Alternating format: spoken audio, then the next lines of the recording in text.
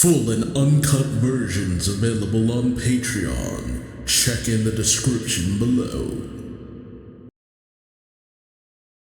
Greetings once again, Poke fans. Duuz-Diz-Din back again with more of the Pokemon Adventures manga, the Yellow Arc, where previously the search for Red continues on, with the gym leaders of Kanto doing their best to track him down, as well as Yellow, Blue, Green, as well as Professor Oak. Blue had trained Yellow, but Yellow went her own path in order to gain her own strength. But as she journeyed, she came into conflict with none other than Lance of the Elite Four. It was only thanks to Pikachu learning Surf, an ability that Pikachu doesn't even learn in most games until around, Sword and Shield? The surfing Pikachu meme was going to be a thing no matter what. But Lance was seemingly defeated, but it was more of a stopgap. As the Elite Four go about their plan and have the various members unleash a horde of Pokemon on the individual islands where the gym leaders of justice all reside. The only one left not under siege, Blaine, who had managed to track down where the Elite Four's hideout was. In the meantime, Green had been trying to get some data on Red, especially when it came to transferring Pokemon, as he no longer had Pikachu. She had teamed up with Bill, but came under attack from Bruno, or at least Bruno's Hitmonlee. But this was just a distraction to keep her busy before they unleashed their all-out assault. Meanwhile, Blaine and Yellow both arrive at opposite ends of the Elite Four hideout island, but Blaine comes in contact with none other than Blue, and surprises continue, as when they team up and enter the island, who should they come across? Not the Elite Four, but Koga, Sabrina, and Lieutenant Surge, the gym leaders who joined Team Rocket, seemingly allied with the Elite Four. With even more adversaries standing in their path, can our heroes manage to take down the Elite Four and stop their wanton destruction and their want to make the world a place where only the highest caliber of trainers still reside? Join me as I find out, won't you? Alright, we're already at volume 6. Oh hey, there's Red. He's right on the cover right there. We found him. Well, I guess this arc's over. On to the next one. But seriously, let's jump in. Will we actually find Red in this volume? I really do love Yellow's outfit, but at the same time, I can't stop thinking about Gon from Hunter x Hunter, which is especially ironic because I'm pretty sure by the time this manga came out, Hunter x Hunter was also already running. Well, Yellow, and how she's represented in the manga. Alright, we pick up at Professor Oak's Pokemon Research Laboratory, where Oak's granddaughter Daisy is looking after a Wigglytuff. She pats its head saying, "You're looking much better.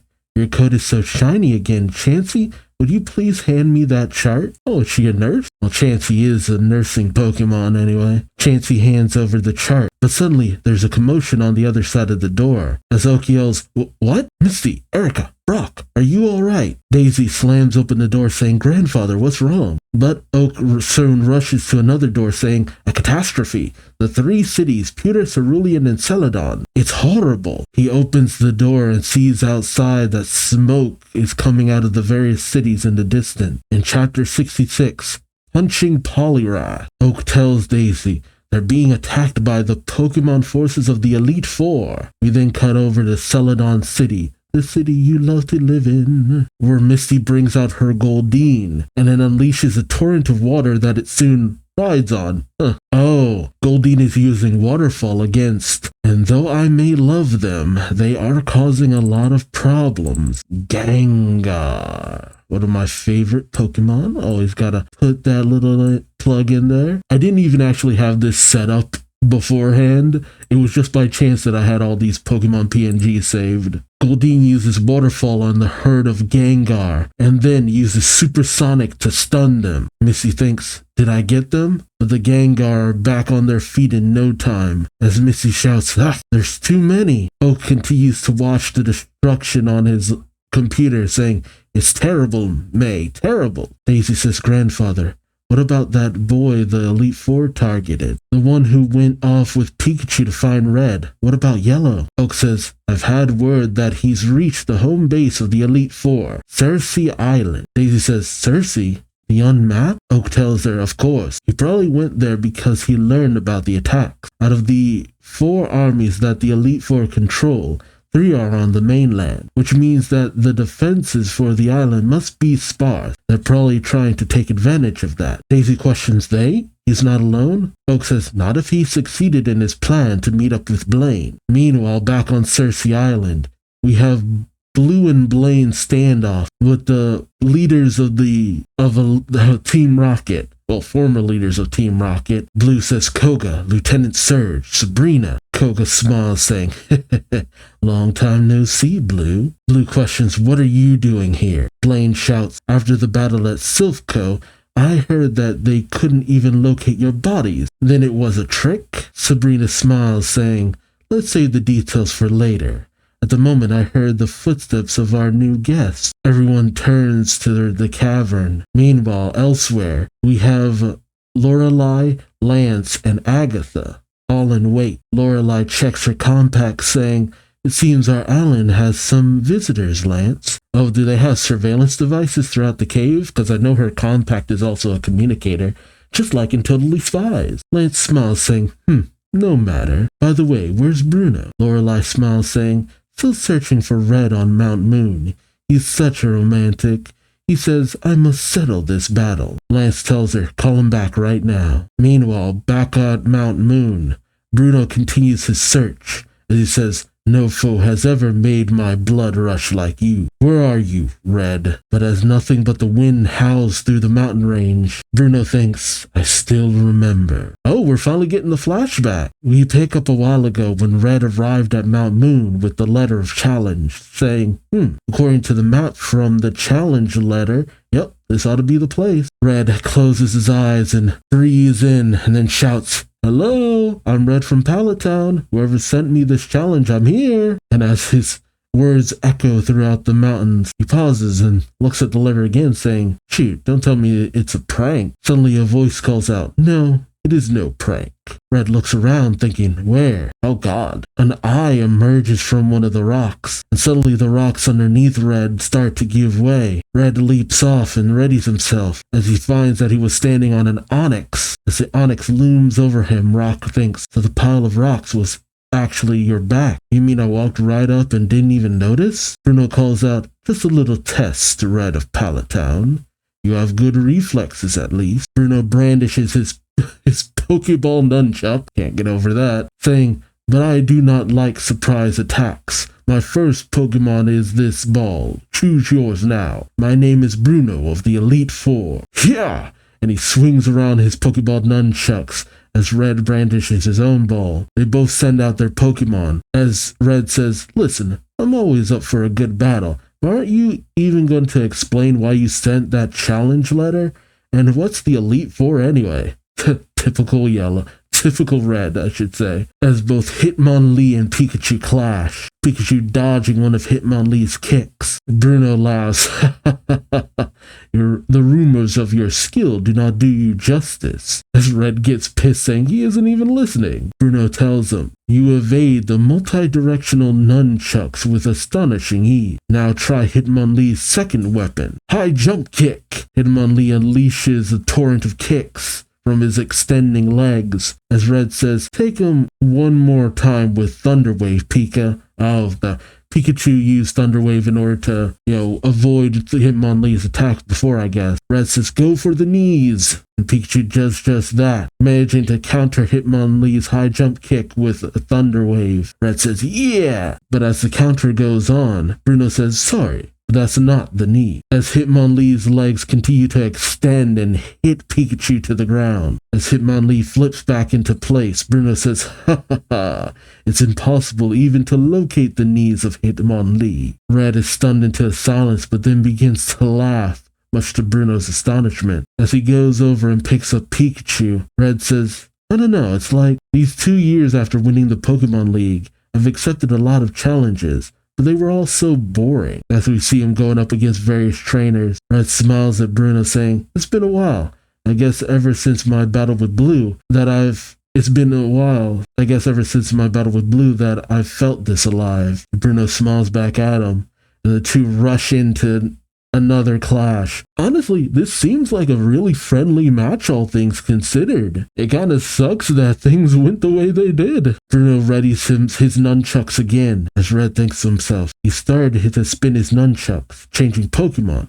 Or will he try to fool me and not change? With those nunchucks and Hitmonlee's leg, he can keep his opponent constantly off balance. A normal trainer has to release his Pokemon maybe 6 feet away at the most, but the way those nunchucks stretch, he can open a Pokeball right in front of his opponent and bring it from any direction. But a simple way to enhance a Pokemon's speed, which, that's kinda wild.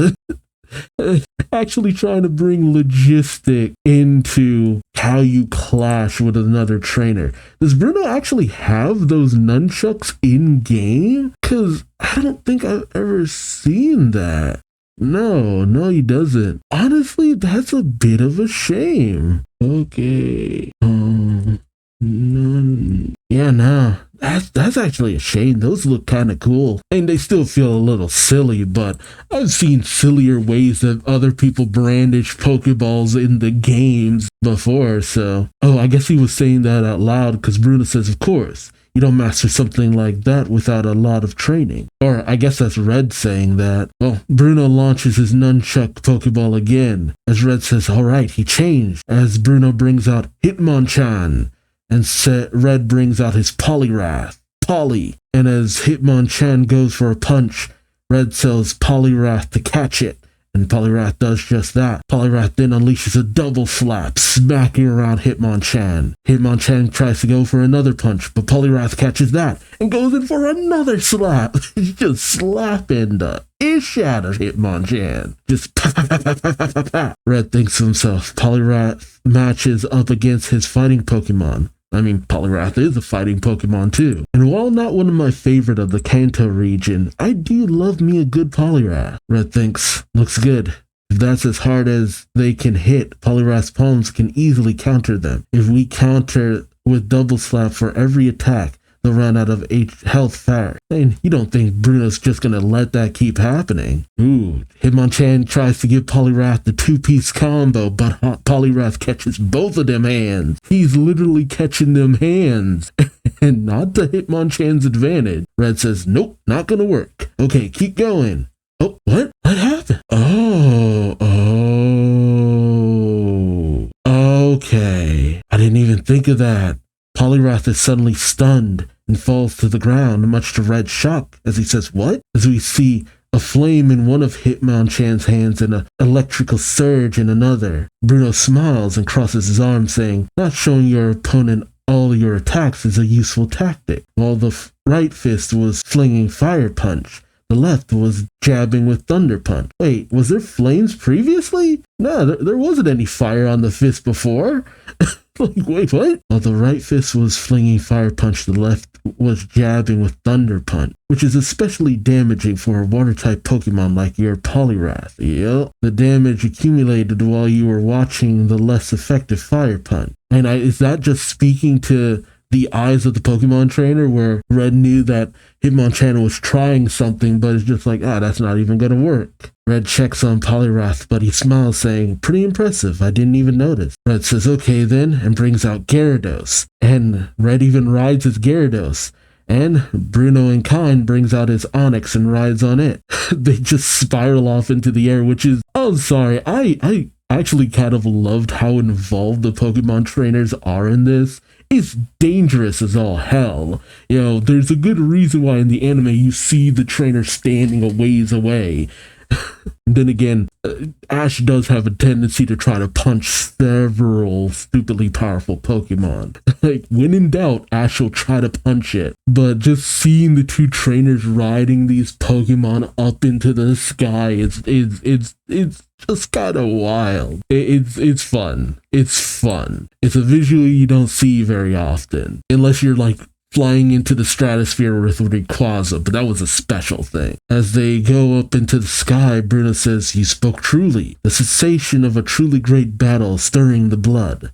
I feel the same. For me, battle is everything. I have searched long for an opponent of your caliber. And Red simply smiles at him. As they face off, Bruno says, this is a fight between men. I mean, a man and a little boy, but he's 13. He's more or less a man. Meanwhile, a ways away as Lorelai and Agatha watch the battle. Oh, okay, we see a flashback of some time ago where the power plant that Blue had been to previously, where Zapdos had been captured, was just being built. Lorelai is checking on her dugong? That's a dugong, right? Oh, it's a seal. Dugong is the evolved form. The young Lorelai says, please, hold on, oh no. Agatha approaches with her ghastly saying, would you like me to help you? Which is not really a chuckling issue. Agatha says, the poor thing seems to be suffering from industrial waste pollution. We could see all the trash on the beach. Agatha says, it might be toxic to other Pokemon, but it's a delicacy to Ghastly, who was born from industrial smog. Go ahead, Ghastly, and drink up. Ghastly does just that, absorbing the toxins from Seal's body. The Seal starts to come back to life. An overjoyed young Lorelai says, oh, thank you. Agatha gazes towards the power plant saying, I don't know what sort of factory they're building, but humans can do some awful thing. You feel hatred for those who poison the habitat of your Pokemon, don't you? You despise them? Then why don't you become my cohort? Lorelai says, a cohort? In present day, Agatha calls out to Lorelai. Well, then we came out of the flashback to the flashback, essentially, so it's a little like, but during the battle between Bruno and Red, Agatha says, something the matter, Lorelai? Lorelai says, no, I was just reminiscing about the day we met. In chapter 67, Can You Diglett? As we see the Onix and Gyarados just wrapping around each other. It's so weird to see. Red has Gyarados use Hydro Pump. Oh, speaking of which, got another favorite of mine, the Gyarados. Gotta put him in there. Gyarados uses Hydro Pump, but Onix manages to dodge it. It was a gutsy move to use a rock Pokemon against a water type. Red says a water attack ought to do it. If it'll only hit. Bruno smiles saying, yes, if only. It's shocking that Bruno would try to just murk Red, because he seems to be having a lot of fun here. Bruno says, pity that you cannot follow his speed. And Onix rushes towards Gyarados. Red says, pity indeed. Oh, Bruno says, pity indeed that we can make it impossible for you to attack. As Onix wraps itself around Gyarados, pretty much strangling the Pokemon. Bruno smiles as Red tells Gyarados, hold on. Gyarados managed to muster up a little gumption, glares down at Onix, and goes for a bite. Jeez. Onix howls in pain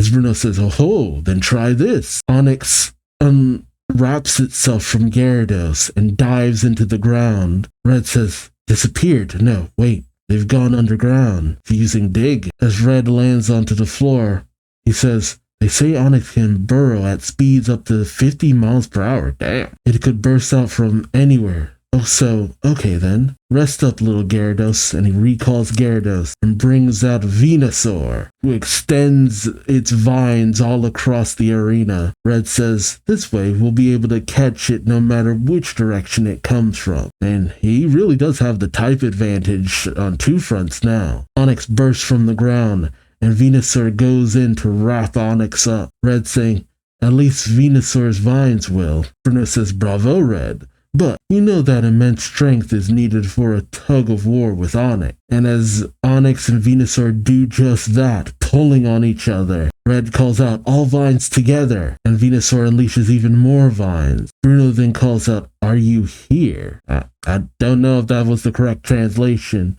but Bruno tells him, your back is undefended. As Onix's tail bursts out from behind Red, who turns in shock. He thinks, oh no, the tail. And Onix's tail slams into Venusaur, causing the area where Onix kind of burrowed under to give way underneath Venusaur and Red's feet. They fall into a massive hole. And as Red looks up, he says, the tunnel that Onix burrowed through. But where did the Onix go? He sees more and more tunnels, saying, it's split up into multiple branches. The tunnels go both vertically and horizontally. Careful, Venusaur. But as Red hears a digging sound, he thinks, here it comes. An Onix bursts from one of the tunnels, bearing down upon them. Oh, but just before they clash, Onix stops. Red thinks, it questions this, as Bruno says, time out, until these fellows finish crossing. Okay, Bruno, you're too nice. But then again, they care more about Pokemon than people.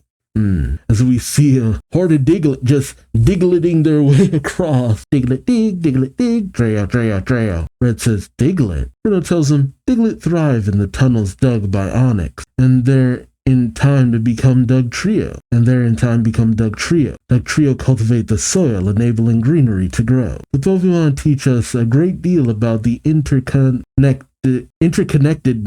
of life. You would do well to heed the lesson, young man. Now, let us continue this match. Again, Bruno's showing just a ton of respect. Like, why are you with these guys, Bruno? You seem cool. And Red gives him a smile, and Red tells him, you're on. As they ready themselves to face off again, suddenly Bruno falls to the ground in pain. What the heck? Red shouts, Bruno, what's wrong? Oh, okay. There it is. Bruno doesn't jive with the way they do things. Bruno cares more about the battle, but, okay.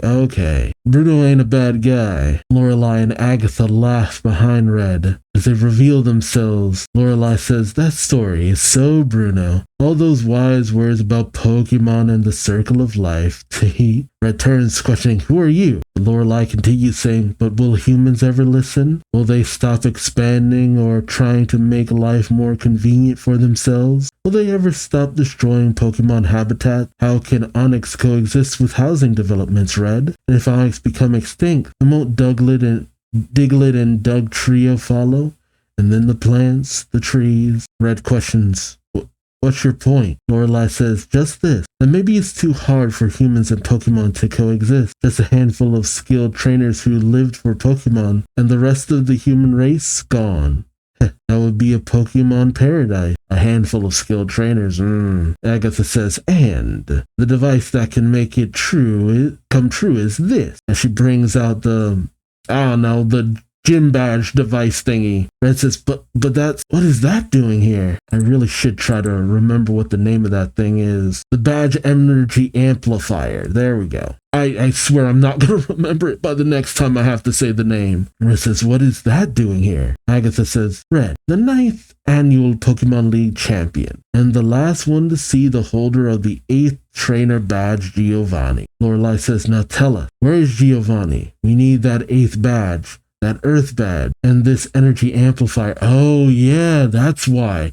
Red would be the only one with that final badge. Lorelei says, that is the reason we called you here. Red says, Giovanni, the Viridian City gym leader and the leader of Team Rocket that I defeated 2 years ago? Red thinks to himself, they want him and his Earth badge so they can power their trainer badge energy amplifier. Red looks towards Bruno, still crouched over, thinking, they did something to Bruno. I want to help him, but they've got me at a disadvantage in this confined space. First, I've got to get out and lure them out. We pick up at chapter 68, Jigglypuff Jive. Jigglypuff is singing that jive as Red flies into the sky, being carried by Aerodactyl. As Lorelei and Agatha watch on, Red flies through the hole into the open sky, with Lorelei saying, you won't get away. Oh, we have Jinx use her hair to bind Red, keeping him down. Jinx got you down, and that's because she's a very racist looking.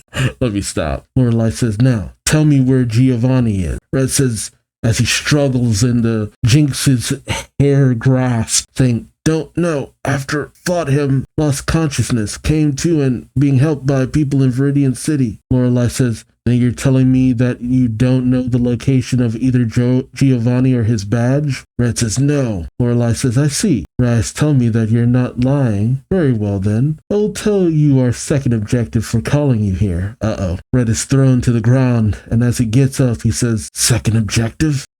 Lorelei says, we knew that you might not be able to give us information about Giovanni, but we thought it might be worth seeing whether you might be good enough to recruit into our ranks. We've been watching you for 2 years now, ever since the tournament, and your battle with Bruno just now was truly magnificent. Bruno did his job of measuring your skill perfectly. Red shocked, saying, you're telling me that the letter of challenge with Bruno's name It's just part of your plan? Lorelei says, not a bad brain either. That could serve us well. Red tells her, if you think I'd join you, you don't know me yet.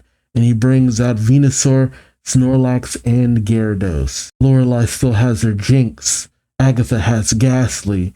And Bruno brings out Hitmonlee, which, okay, I guess, is he still being controlled, or is he doing this of his own volition? As Red finds himself surrounded, Lorelei says, by the number, it's an equal 3-3, but it won't work out the way you hope. Too bad, Red. I only asked once. You won't have a chance for a change of heart. You see, a trainer with our ability, it's dangerous. You'd have been much smarter to join us. Red is shocked as they use battle formation ice fighting ghosts. With that, is there an ice fighting ghost Pokemon? I mean, you can have all three, but a ghost fighting, that would be, what's it called? Annihilate.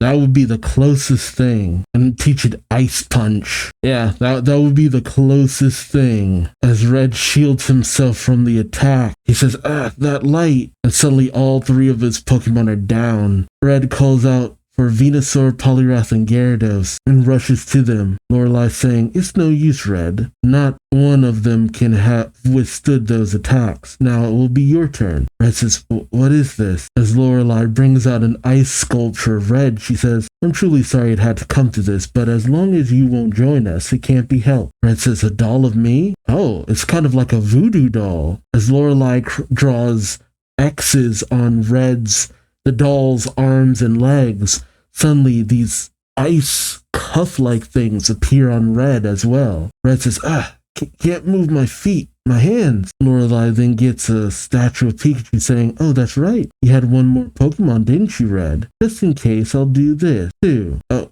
she draws on Pikachu's head, and Agatha says, and for good measure, let's envelop the mountain with a mist of illusion. We can't bear to watch you being defeated, Red. Oh, Lorelei says, we can't bear to watch you being defeated, Red.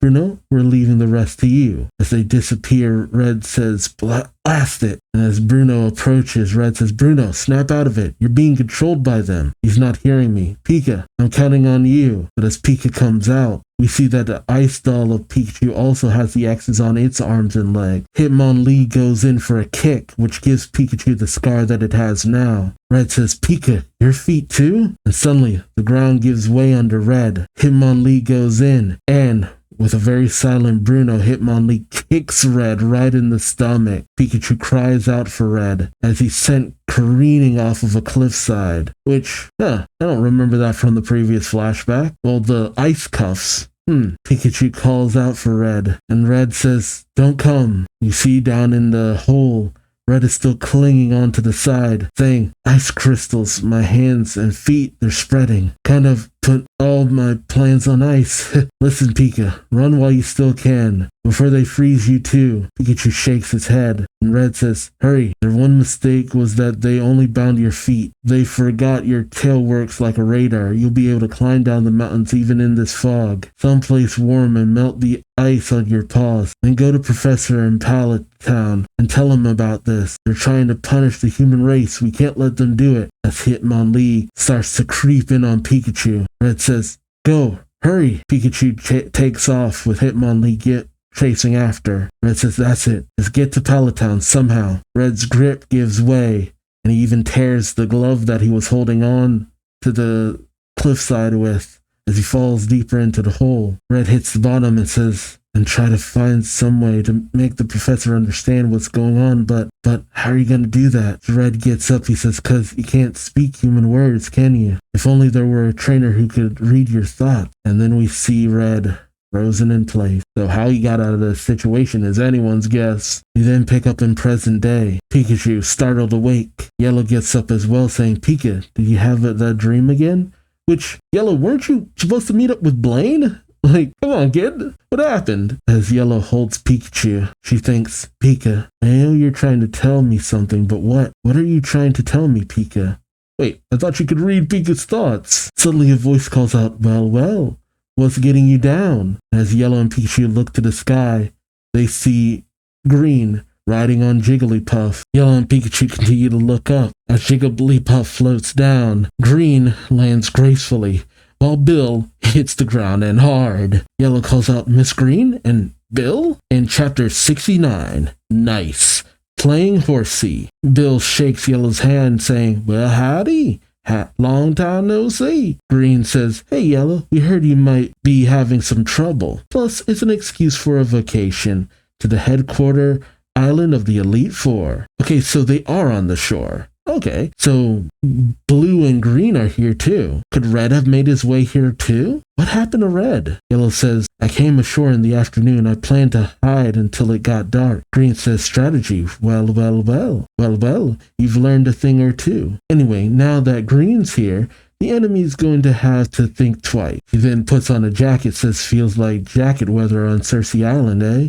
She's trying to accessorize a little bit. You know, it's funny. I said before that Green and Leaf were the same characters in the game and in Let's Go Pikachu and Let's Go Eevee, only to realize maybe not. It would depend on how old Leaf is in Let's Go Pikachu and Let's Go Eevee.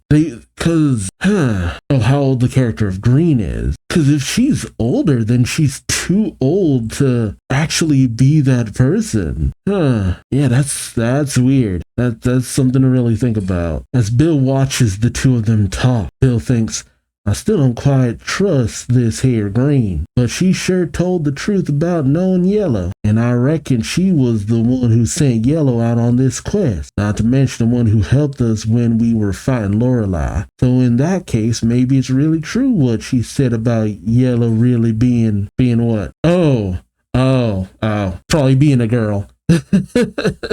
For some reason, everybody thinks Yellow's a boy. I'm like, I guess I could see it. If I didn't know Yellow was a girl, maybe I could think that it was a boy, but, and this ain't even really a gender thing, but Yellow really doesn't mind when people call her he, so, then again, she's 11. No 11-year-old really cares that much at this point. Oh, then again, Green was 11 at the beginning, so,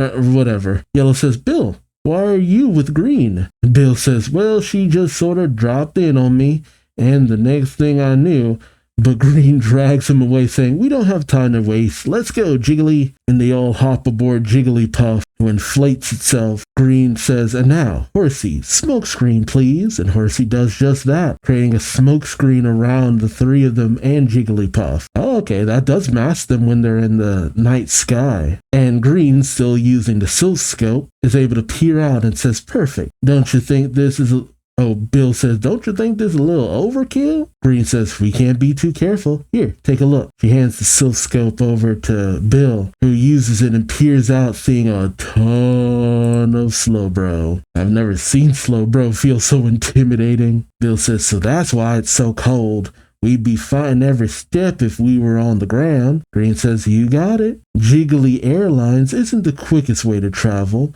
but it is the quietest. Okay, Yellow, which way do we go? Yellow says, well, I do have a map, but pulls out the map saying, I don't know how to read it. I think it may be this way. Bill says, please, give me a look at that. Green says, Bill, don't move around so much. It's tight enough as it is. Bill says, hey now, if I don't try to. Green says, watch it. Oh, and then they drop the map. Bill says, oh no, the map. Blast it all. The map lands and Slowbro picks it up, looks at it like, the heck is this? Bill thinks, throw it away, come on. Green thinks, throw it away. Yellow thinks, please throw it away. And then Slowbro eats it. That's so on brand. All three are shocked. Bill saying, what are we going to do now?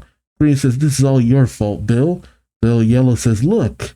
The Slowbro takes off. Bill questions, where's it going? Yellow says, perhaps it will tell what happened to its trainer? What should we do, Green? Well, Bill freaks out saying, we're sunk. Green thinks for a moment, and then she sends out Horsey.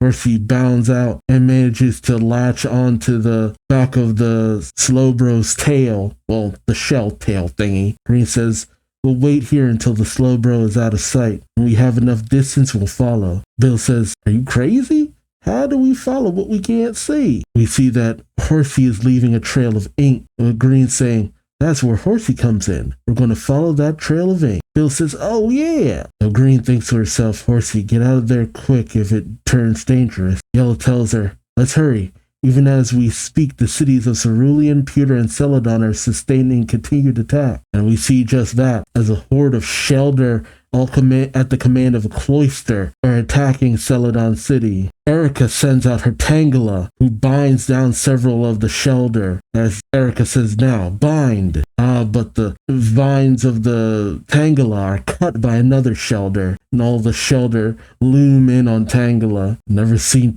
Shelder feel so ominous. Erica says, it's not working. Meanwhile, Brock is battling out with the horde of what are they called again? Machop. There we go. I kept wanting to say Machop or Machamp. I mean Machoke or Machamp, but it's like, no, it's Machop. Brock is fighting against the Machop with all of his Geodude, while Misty continues to use her Staryu against the Gengar. That is a Staryu, right? Yeah, Staryu. But up in the sky, we see a horde of flying Dragonair and Aerodactyl flying towards the cities. It's a two-pronged attack. Meanwhile, over with Yellow and the group, they're floating around as Green says, we should be coming to the other side of the island soon. That's gotta be it. Bill says, did Horsey go inside?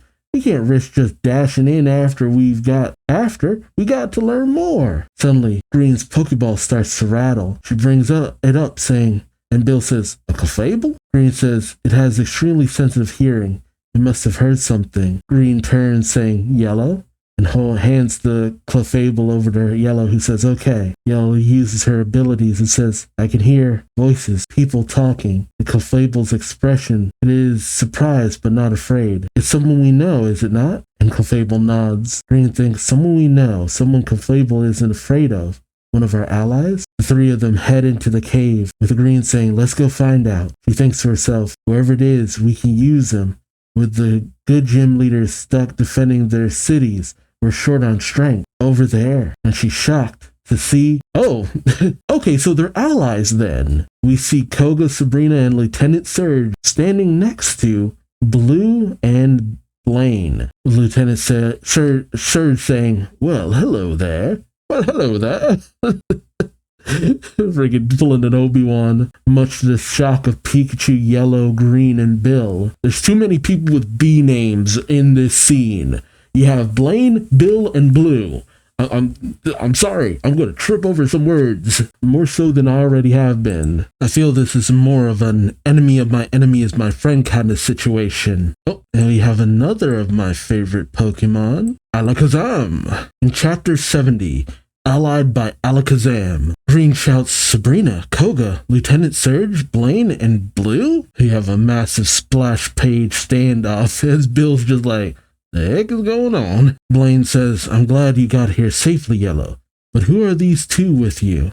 Oh, I guess he never met Green. Yellow says, these are Green and Bill. They followed me and came to help. And may I ask who they are? Who are they?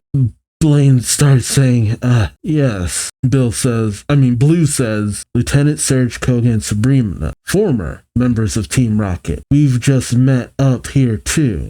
The three Rocket members chuckle to themselves. While Blue questions this, Koga says, you want to know why we're here? Simple.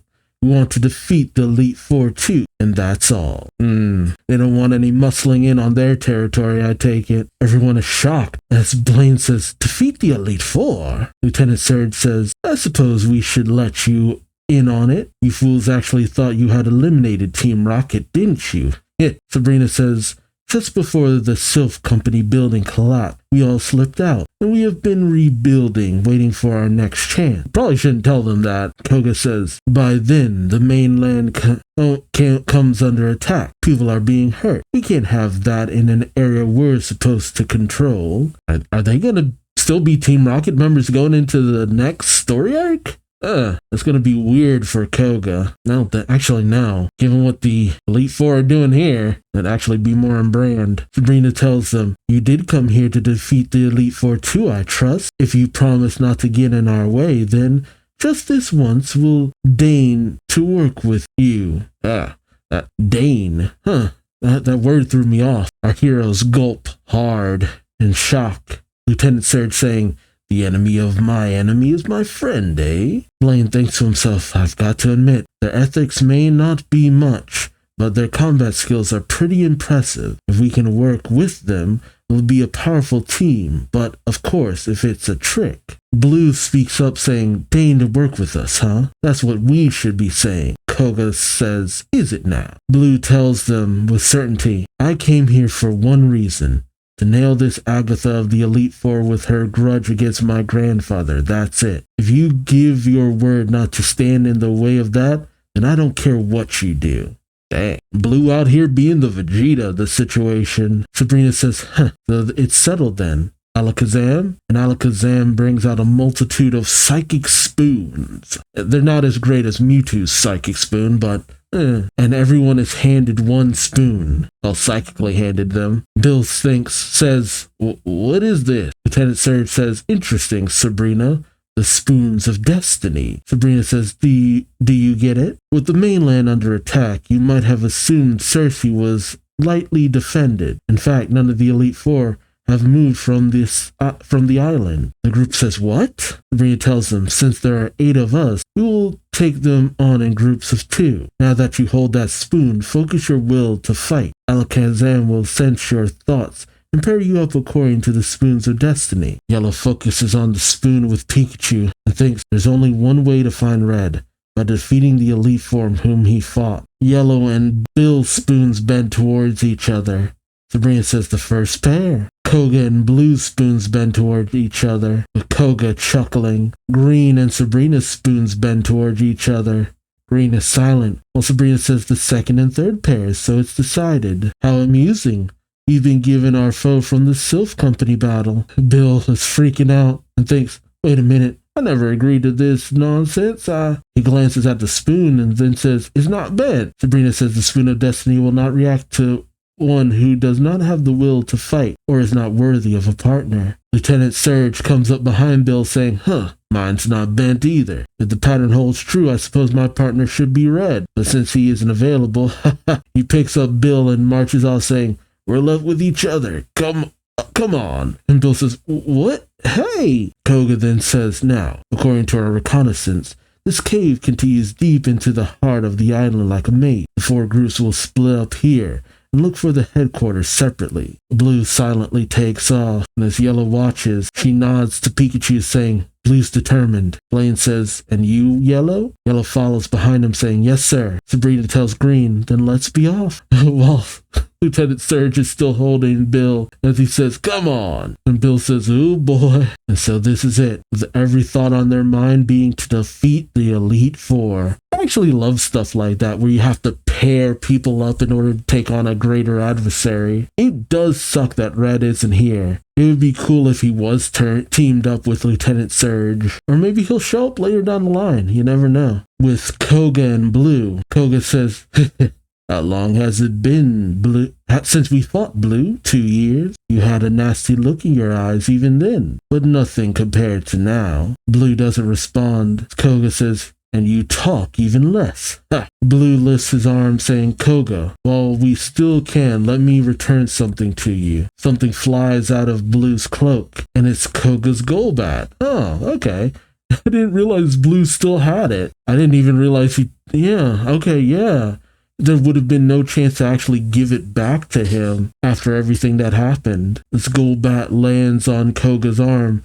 Koga says, I appreciate it. Okay, Golbat then uses Supersonic and projects what it sees with that ability in its mouth, which is still weird. Koga tells Blue, with Supersonic, it can project the images it detects into its mouth. As Koga brandishes a ninja star, he says, now Golbat, tell me, where is our enemy? Something is lurking in the shadows. And Koga, it's a Pokeball shuriken. Oh, that's friggin' wild. Koga says, there. And he throws his Pokeball shuriken, and suddenly an Arbok comes out of the shadows. Blue says, I guess Koga says Arbok. That means our opponent is... And Blue finishes saying Agatha. Koga tells him, hold it. One of my Pokemon is already there. As he turns to the Pokeball shuriken, Blue says, Koga tells him, that's one of my secret ninja weapons, the Pokeball Ninja Star. And he brings out his own Arbok. Blue thinks, Arbok versus Arbok.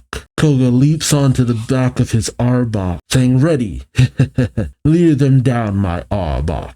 And Agatha's Aardbok, who has a little collar on its tail. Nice way to distinguish aside from Koga's Aardbok being a little bit darker. Koga says, giving commands, eh? And hitting us with Leer to weaken our defenses. Oh, it's Agatha who says, Leer them down, my Aardbok. And Agatha's Aardbok does that. Okay, I didn't know if that was Koga or someone else. That was Agatha who said that. I should have noticed from the laugh. But Koga also laughs a lot. Koga says, well then, haze. And he has Golbat use haze. And Blue thinks, good strategy. Haze to negate Leer's effects. Koga says, well, Agatha? Come now. What now? Come out wherever you are. Agatha says, he. You young ones are so noisy, making you so easy to pinpoint. Don't you think you're 10 years too young even to dream of interfering with the plans of the Elite Four? Blue looks around saying, where is she? Agatha calls out, feel the fury of my attack. Rock slide. Rocks fall, everyone dies. Agatha says, oh, did I forget to mention? Normally, rock slide only brings boulders raining down. But in here, I can give you something extra. Blue calls out stalactite. And as Blue goes to dodge, Koga's Golbat is hit and goes down. Blue jumps in and manages to save Golbat from being impaled. And suddenly, a dark shadow comes up behind Blue, and Agatha has Gengar use Lick. Blue goes down saying, Gengar. Agatha says, hee. Blue, I told you before, looking out for others only brings misery to yourself. You know what the lick attack does, don't you? Whatever it touches, it paralyzes. As Blue struggles to get up, tries to shake it off while he and his Golduck, I wanted to say Golbat so bad. Koga tries to go for Blue, but more stalactites fall in his path as Agatha says, don't you move now. My rock slide isn't over yet. As Agatha's Aardbok uses rock slide, brain fart, Blue says, no, some kind of Poke something is knocked away from Blue as he thinks no. As a line of stalactites cuts Blue off from Koga. Koga says, Blue, hey! Koga thinks, blast it. He's hidden from sight. That was the plan, wasn't it? To separate us. As Blue and Golduck try to recover, Blue thinks, my eyes, they won't open. Golduck, return. You can't risk doing this blind. He brings Golduck back. A Golbat perches on Blue's hand. He says, right after I give you back to Koga, I'm paired with you. Okay, Golbat, I've lost my sight, so I need your supersonic to guide us. Golbat uses supersonic as Blue thinks, fine Agatha. Something swishes past Golbat. As Blue thinks, a different sound wave? It's a sound wave to counter ours. That means another Golbat. As Blue dives out of the way of being hit with the other Golbat's wings. And Koga and Agatha have a lot of the same Pokemon. Meanwhile, Koga continues to face off with Agatha's Aardbok as Agatha comes out of the mist saying, hee. And how might you be today? Future City Gym Leader Koga. Koga says, so you're Agatha. Agatha says, we are both snake trainers, you and I. Of course, the skill level of a mere gym leader and a member of the Elite Four can scarcely be compared, as you are about to learn. As Koga readies himself, oh, the pattern on Agatha's Aardbok changes. Koga shocked, saying the pattern on its skin, it changed. Agatha says, that's right. You know that Aardbok has many different markings, yes? I also believe that with the different patterns comes different powers. Really? The pattern on Aardbok now, her Aardbok lunges at Koga's. Koga says, what? So fast? No. As Agatha says, heightens its speed incredibly. Agatha's Aardbok whirls around Koga and his, and Agatha says, and if I do this, Agatha points to Aardbok's chest again, or something she does. Koga says thinks the pattern changed again, and her Aardbok wraps around Koga and his Aardbok, as Agatha says, I multiply its attack power. Koga screams in pain and says, it can't be. Agatha tells him, but it is. I can change the power of my Aardbok with but a flick of my finger. Perhaps one of those patterns will be the pattern of doom for you. As Koga and his Aardbok struggle, Agatha says, keep crushing them, my Aardbok. Koga thinks, there's got to be some way. He smiles, saying, yes, a way to beat the patterns. Agatha says, Arbok versus Arbok. Golbat versus Golbat. In Chapter 72, Wheezing winks out. What could be better? A better lesson for you in the incredible differences in our ability, eh?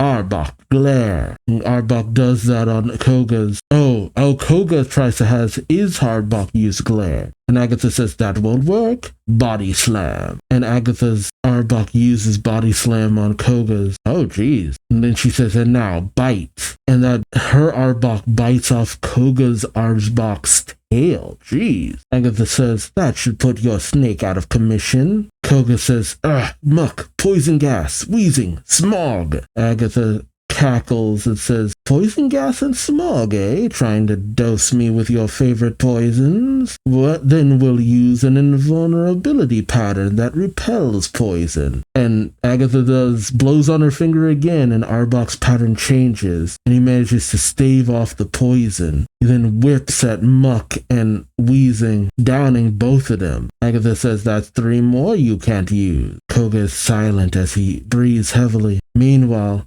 with Blue, he thinks that bump knocked away any medicine I might have had. Okay, that was what flew out of his hand before. As Agatha's Golbat slices at Blue, Blue says, Golbat. He thinks to himself, I don't have a chance this way.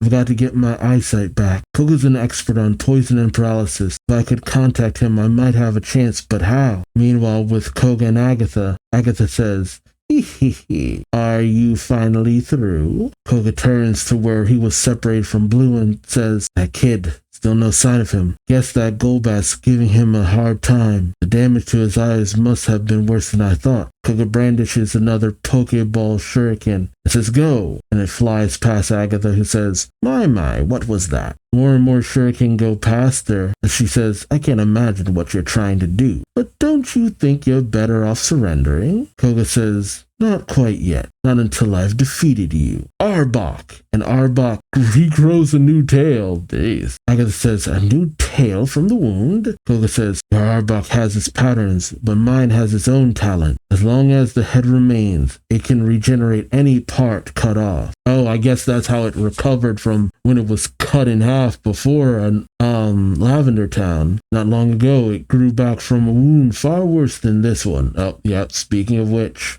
kind of means that when they changed around, making it sound like Arbok was a zombie too back then, it's like, no, it was an actual Arbok. Agatha says, isn't that nice? That may gain you several more minutes until my Arbok finds the pattern that will destroy yours, by which time your friend Blue will be long finished too, and you will be all alone. Koga continues to breathe heavily as Golbat returns to Agatha as she says, see, take a look. Here comes my Golbat fresh from victory. But Koga sneers as we see that it's Koga's Golbat, as Agatha says, but that's not my Golbat, as Blue leaps over the wall of stalactites with his Golduck and Agatha's injured Golbat. Agatha says, Blue? And Blue, with his eyes repaired, smiles at Agatha. Agatha says, your eyes are open. How can that be? As Blue lands, he says, quick thinking, Koga. The gadget you sent over did the trick. Oh, that's why he was throwing the shurikens. Koga smiles at Blue, who says, but I'll have to thank you later. Agatha says, so those Pokestops were... Koga says, hollow. Indeed, and inside, a Pokemon holding a paralysis heal. I hope at least one would reach Blue. Oh, wow, that's clever. Yeah, Pokemon withheld items.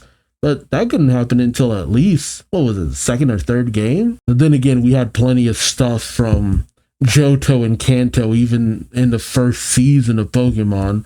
Friggin' Ho-Oh appears. Koga says, now, to continue my hopeless attack. Blue says, Koga, I'll take care of this. But Koga holds him off, saying, no, first move is mine. Agatha readies herself. But Koga has Golbat use Leech Life on himself. Blue is shocked as Agatha says, biting its own trainer. Koga says, how silly of me. Except I happen to know that my blood is opaque enough to obliterate the invulnerability of your Arbok. Huh, what the hell? That's wild. Golbat spits the blood he sucked in from Koga at Arbok's chest, covering up the symbol. Wait, so it has to see the symbol to use abilities? As Agatha says, no. And Arbok is kind of stunned from this. I mean, I'd be stunned too. Koga goes down on one knee saying, and now, your Arbok won't be able to change his pattern. Agatha says, clever. Is it now? I love how Arbok just looks steamed. Agatha says, but too late for you, my dear. Arbok, bind. And Koga has his own Arbok attack. But then in comes Blue,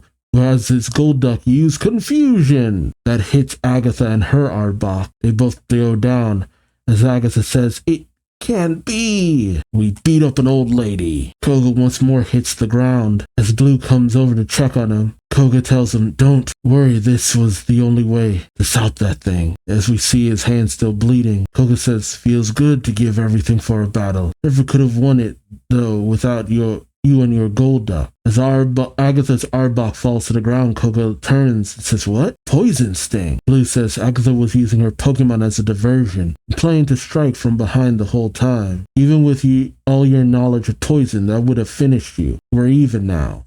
Dang. Blue turns to the downed Agatha, who still seems to be unconscious. Koga says, you don't look happy. Blue tells him, what do you expect? I had a grudge against Agatha too. I told you not to get in my way. Koga says, just as cocky as ever. Blue says, never mind, just shut up. You've got to get past this and go deeper into those caves. So you see the stalactites have made like a perfect maze. Wild. Alright, and that's we'll be ending this. I was actually happy to see the battle between Red and Bruno and how he got captured. And to see the very duplicitous ways of the Elite Four, aside from Bruno. Is Bruno still under their control though? And how are they controlling him? Is it a ghastly like with the other situations?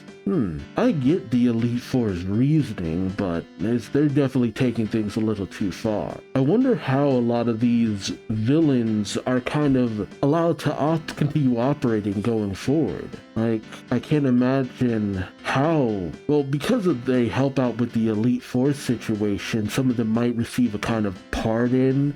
They're put on a little probationary situation. But then what happens to the Elite Four? Do they get arrested? Will they ever be released? Dude, Giovanni's still just kind of out and about.